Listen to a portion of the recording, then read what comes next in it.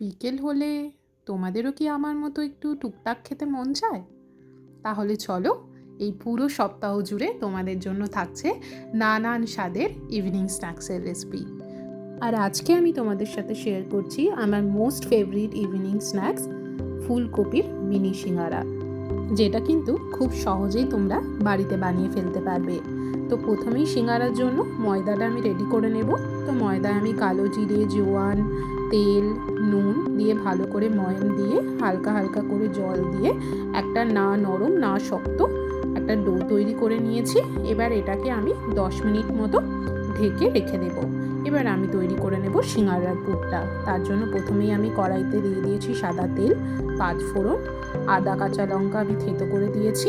এবার দিয়ে দেব হলুদ গুঁড়ো, কাশ্মীরি লঙ্কার গুঁড়ো, ধনে গুঁড়ো, জিরে গুঁড়ো, পরিমাণ মতো লবণ দিয়ে এটাকে একটু নেড়ে চেড়ে সামান্য জল দিয়ে নেড়ে নেব।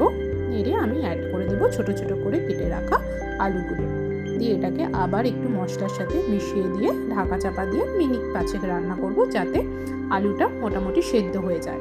এবার অ্যাড করব ছোট ছোট করে কেটে রাখা ফুলকপি, সেগুলোকেও ভালো করে মশলার সাথে মিশিয়ে নিয়ে অ্যাড করব আমচুর পাউডার, কিছুটা চিনি দিয়ে আবার ভালো করে মিশিয়ে নিয়ে ঢাকা চাপা দিয়ে আমি এটাকে কিছুক্ষণ রান্না করব। এর মাঝখানে আমি একটু জল অ্যাড করেছিলাম, তোমরা চাইলে নাও করতে পারো।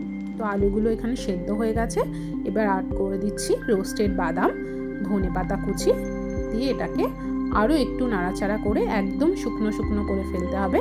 ব্যাস, তাহলেই রেডি হয়ে যাবে তোমার সিঙ্গারার পুর। এবার সিঙ্গারাটা তৈরি করার পালা।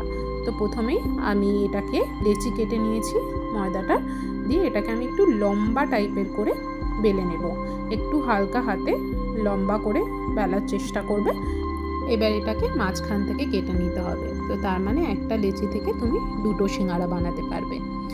তো এইবার নিচের দিকটা এইভাবে কোণ করে জুড়ে নিতে হবে, দিয়ে পুরটা দিয়ে এইভাবে সাইডগুলো মুড়ে দিতে হবে। তোমরা চাইলে এই সময় একটু জল দিয়েও সাইডগুলোকে মুড়তে পারো, তাহলে সিঙ্গারাটা ফেটে যাবে না।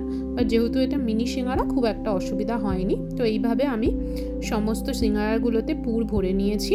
এবার গ্যাসটা একদম সিম করে কিন্তু তোমাদের সিঙ্গারাগুলো ভাজতে হবে, না হলে কিন্তু সিঙ্গারাগুলো ভালো করে ভাজা হবে না।